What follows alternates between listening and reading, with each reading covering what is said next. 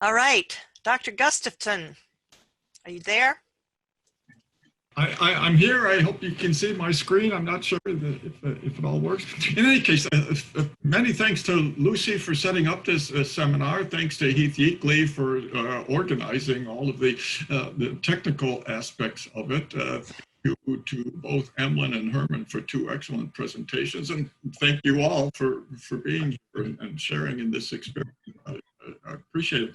I've been interested in big history now for a while, and of course, as you probably all know, the history of big history, because every one of us comes at this incredible transdisciplinary story through our own specific set of interests. And it was David Christian, who had been trained as a traditional historian, good old-fashioned Russian history, and when he was asked to teach the intro to history course, he asked, well, when should I begin the story? And they said, I don't know, you figure it out. So he said, well, I'll begin at the beginning of time. And that meant I had to go ask the astronomers and the physicists and the chemists and the biologists and the geologists about all of this, because traditional historians have only talked about the last few millennia and not about the last. Yep. Great. Well, in any case, so David put together science, and in order for him to talk about his field of history, and hence he calls it a big history. I think Barry Wood has a really interesting approach too. Barry comes out of a discipline that studies literature, that studies stories and narrative. And so he has his course not called Big History, but he calls it Cosmic Narrative or the Grand Narrative. Or of course, Thomas Barry talked about the news story. I came out of the Department of Political Science. And so when I was reading this material, I thought about it in terms of politics. What does science and big history have to do with politics? And I latched onto this notion of emergent complexity as having a really important role in political development. This is absolutely not a new idea. If I can, this is as old as Aristotle, right? I mean, 2,500 years ago, one of his most famous phrases in his book, The Politics, is that man, we would say people, are by nature political animals. So what is it in nature? And we think of the study of nature as being done by those in the natural sciences. How does nature lead to a human nature which is political? And how can we combine big history and science and politics? And Aristotle kind of showed how to do this. He was sort of interested in everything, and he wrote about everything. He wrote about economics and ethics and animals and metaphysics and meteorology, by which he meant astronomy, and poetics and politics and rhetoric, and it goes on and on. He had a universal set of interests, and he was by no means specialized. He did not live in an academic silo, and there's plenty of things we can disagree with Aristotle on, but one thing we can learn from him is to restore that tradition of having a fascination with the universe of knowledge, which can then help us to develop our own thoughts given our own particular interests that we have. And so what I take away from this use of science to talk about history and then its implications for politics, using that notion of emergent complexity, is just this ability. It's like these Russian dolls of relationships within relationships within relationships, getting increasingly more complex over time. And we all are familiar with the story, from quarks to protons to atoms to chemicals to second generation stars with our sun and solar systems with terrestrial planets, and then with life, and then the increasing complexity of life to where eventually, among other things, we get to us, and then the increasing complexity of relationships between us. So we live in kinship groups, and then multi-kinship groups and villages. We start to have shaman and chiefs. We have multi-city nations, and then empires. We have multinational, more global and maybe even human polities. And we get to this stage where we are now of the noosphere or the Anthropocene, this incredible digital complexity we have, which we are exhibiting right here and now. In one sense, this is kind of an optimistic view of emergent complexity, that what we see over time is increasingly complex, sophisticated sets of relationships within relationships.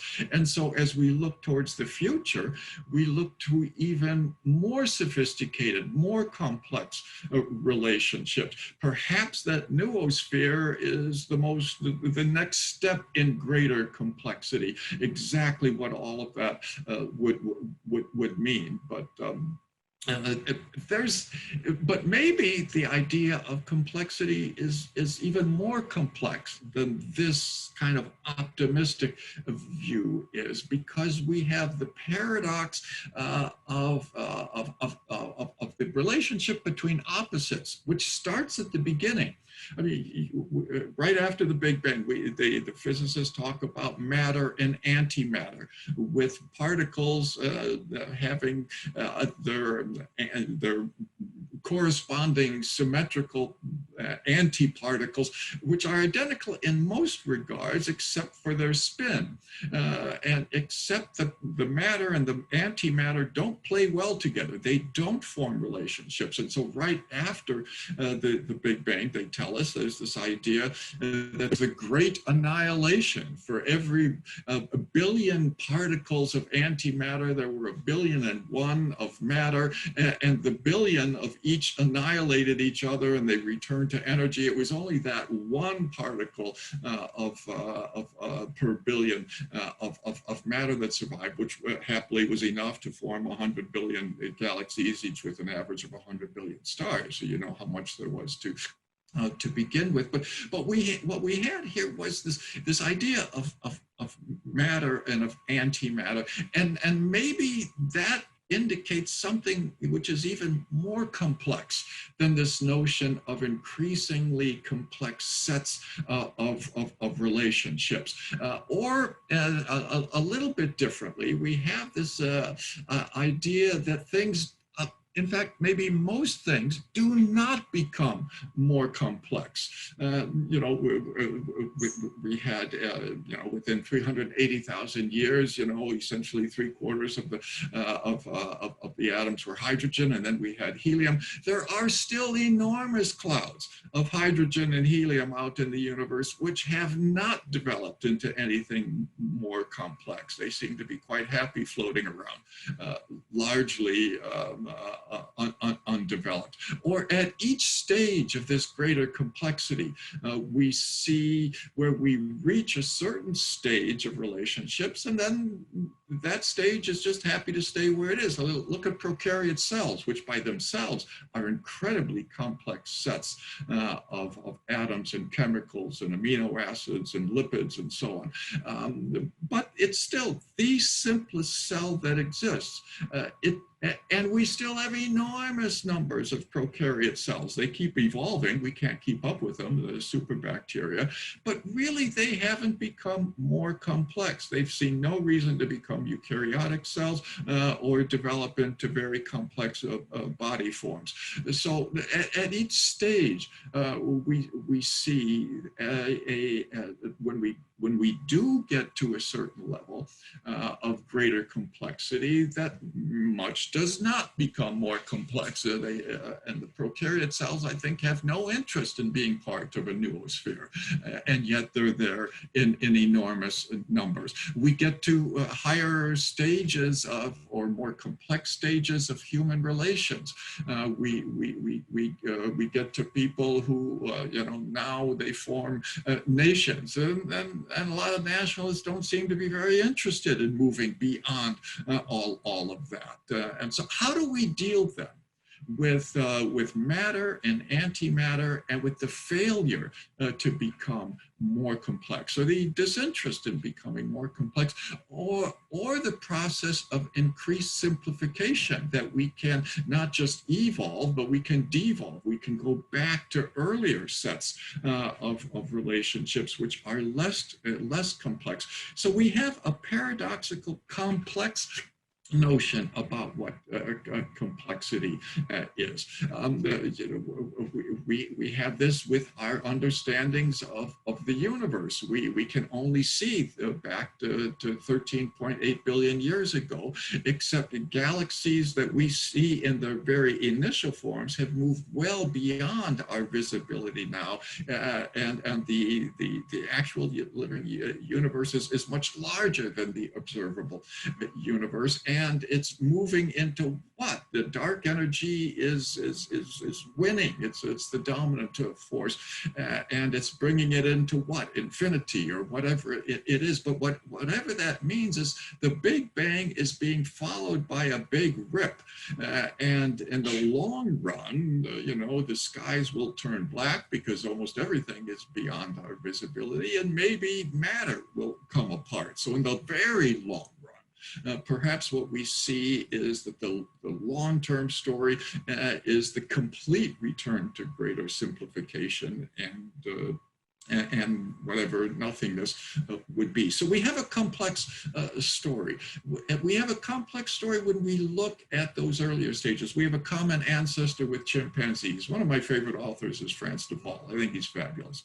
And all of his books are interesting. But we see a paradoxical notion about what nature is that he's observed from our closest living cousins, the chimpanzees, with whom we share this common ancestor of 7 million years ago. One of his first books, Chimpanzee Politics, is not the most optimistic read. Power and Sex Among Apes. It's about dominance and skullduggery and alliances and the struggle for the right to mate. But that's the traditional view about what the law of the jungle is. And he says that's not the only law of the jungle, that what we have is a lot of behaviors which indicate that apes and chimps and bonobos especially have a theory of mind, and they are empathic, and that our ethics emerges from a very natural law of the jungle, which indicates empathy. So we have a paradox in our own primate backgrounds, which it adds to the complexity of the story. Emlyn referred to this absolutely marvelous Earthrise picture that I think was taken in '68, was first published in '69, and it's maybe the most reproduced photograph in history, which has had the enormous impact on the environmental movement, as Emlyn was mentioning. We have the EPA formed shortly after that. The first Earth Day is formed after that. This sense that security can't just be about national security. It has to be about global security, that we share a common homeland.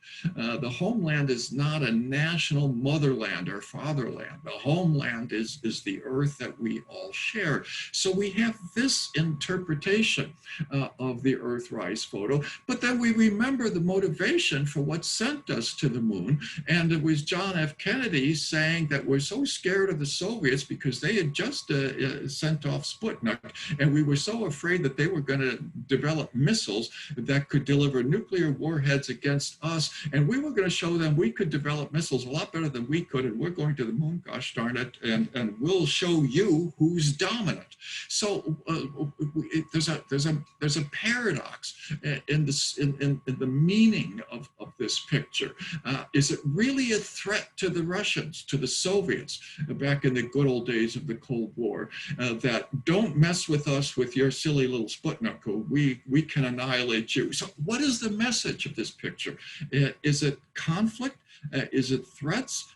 Or is it continuity and more sophisticated relationship? A similar story, both with the Voyager 1 photo and with this photo from the Cassini spacecraft, And that earlier photo, not the Earthrise photo, but the pale blue dot photo. Of course, Carl Sagan has an absolutely marvelous discussion of that photo, and which he reminds us that's our common homeland, and each of us are minute specks on this dot suspended in starlight.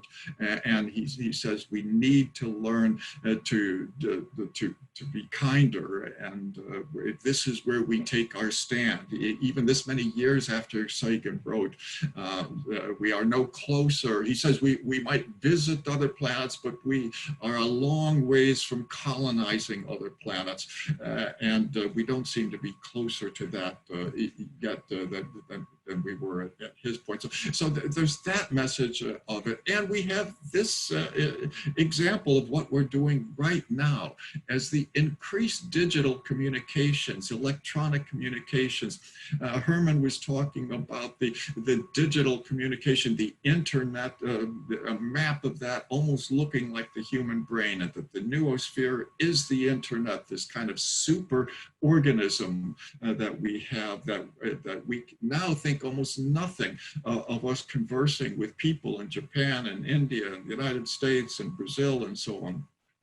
And we take it for granted that we can exchange these electrons somewhat similarly to the electronic or relationships across the synapses among our neurons. So we have that as a story. And this is all going on at exactly the same time where we have an anti-politics.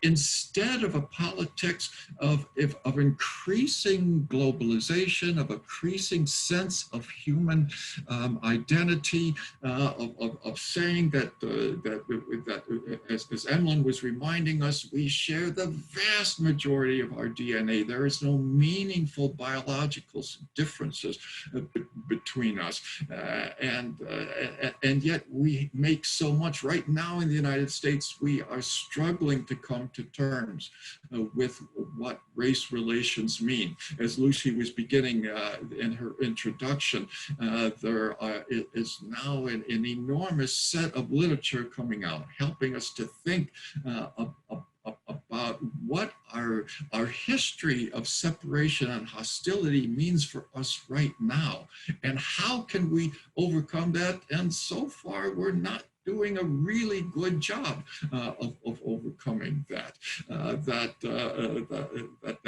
That first one, the Chimpanzee Politics, the idea of alpha male, and we've got our president who wants to dominate the streets of Portland with these unidentified police figures, and he's pursuing, it seems to many, an explicit policy, a politics of separation and division, and hoping he can maybe benefit himself from that. And so we're living at a paradoxical time, a time of opposites. We have the politics of increasing globalization, of increasing human identity going on exactly when we've been experiencing separation and real opposition to each other.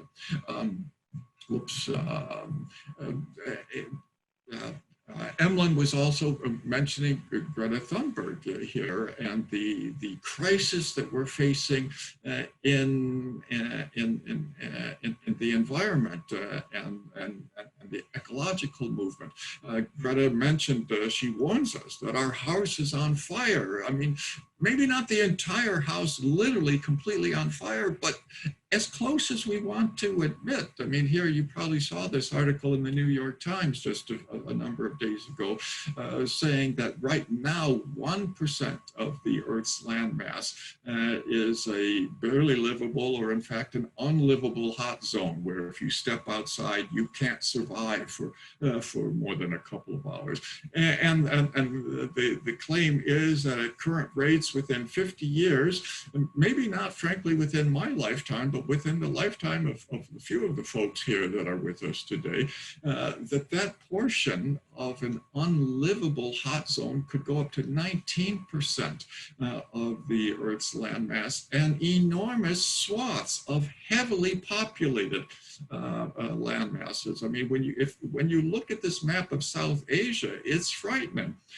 Or large segments of Africa, large segments of the whole Amazon basin, aspects of South Asia, the Pacific Islands, and Australia. These are locations where hundreds of millions of billions of people are living. And if this projection is true, maybe Greta's right. The house might as well be on fire because hundreds of millions or maybe even billions of people are going to be forced to migrate. It's going to make the refugee crisis and the emigration issue, which was huge after the end of the Second World War. Now it's as great or maybe even greater than it was at the end of the Second War. These will be nothing in comparison to what we're facing there. It's maybe not the end of the world. What we're looking to as a result of this is enormous political stresses within the international and global political system. It's really quite, just think of the tensions which are being created by the current refugee crisis. If you multiply the number of refugees as a result of climate change on our political structures, it's really quite unimaginable to think of the types of conflicts that could break out. So here we've got, rather than confident senses of greater complexity from the future or of the noosphere, of moving back to simpler, less unified politics, which are much more conflictual than we might want to prefer. So which direction are we moving in? Are we moving to greater relation complexity, or is it going to break down? And we're looking at opposite trends simultaneously, and struggling with this question about what all of that could possibly mean for us.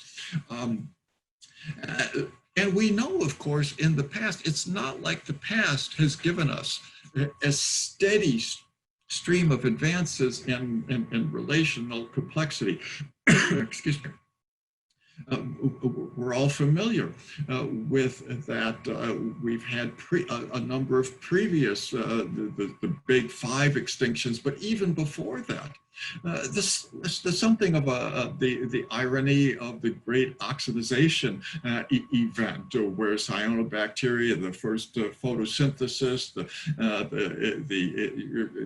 created the buildup of oxygen in the atmosphere. This first led to rust, but after we rusted the iron, it started to build up in the atmosphere, and it killed off a lot of the anaerobic bacteria. The photosynthesis polluted the air with oxygen. And it killed them off. And we, of course, are doing something similar to that now with the oxygen, but with CO2 and so on. So even before the big 5 extinctions, we had a huge extinction of anaerobic life forms here, and it was only those of us who could breathe oxygen who could thrive on the surface of the Earth. And then we went through these other extinction periods where huge swaths of life forms and great numbers of species went extinct. And in one sense, we had to start over to a certain degree of developing greater complexity of life forms. And now, of course, we're going through the 6th extinction. And so many are aware that lots of species are going extinct, largely because of what the Anthropocene means. but somehow we haven't really come to terms that we might be one of those species. There's very often a sort of misplaced confidence that we will, escape the same fate that all of these other poor species are doing. And after all, if it's a struggle for existence, it's a good thing the lions are in the zoos and we're not. And it's a pity that they'll be gone, but that's how it works. But maybe we will suffer the same sort of events, or not. So what do we do? Yes. I just wanted to chime in. You've got 10 minutes left. Just wanted to give you a little time. Thank you for the warning. After Emlyn was talking about, the difficulties that we've been having, we can set emission standards and set sustainable standards, but we're not meeting them. And he ended up his presentation with some yellow flags, some pretty big fluttering yellow flags about how we are not achieving the objectives that we know that we need to achieve if we're going to stop this process of causing the extinction of other species and even threatening instability for ourselves, if not our own survival. And of course, in the long run, we all know that we're doomed anyway. The sun will turn into a red giant at some point, and then we're really in trouble. Now, just to end up with this in the last few minutes, what do we do? What is our response to the politics of greater complexity? At the same time, we're facing greater simplicity, or maybe even increasingly threatening extinctions for this. Maybe this moves big history forward in a certain regards. We've emphasized the origin story, the beginnings of things, and the greater complexity of things. Maybe now we are facing a certain coming of age story. Coming of age story isn't just about sexual maturity, it's about that aha moment when we realize we are not immortal, and that we will not live forever, either individually or perhaps even as a species or even as earthlings. Just to steal an observation from Paula Guanaccia from the other day, she was asking us, should we try to become midwives to a new era? Is our role to help bring to the existence a greater level of complexity and a more humane level, a noosphere, if you want? Or should we really become hospice care workers whose goal are to help individuals who are terminal cases to have comfortable deaths, to not just physically, but also emotionally?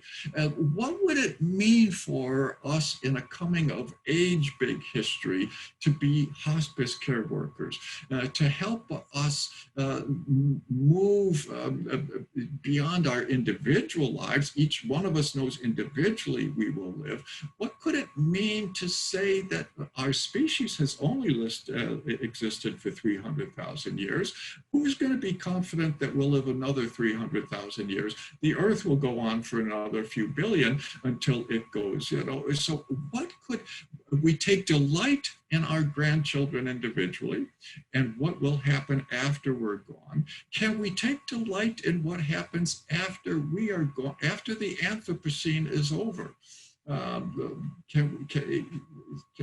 What can we do? Can we identify ourselves with what's come before us and with what will come after us? After all, our universe may not be the only one. It's the big rip of our universe may well lead to the birth of other universes.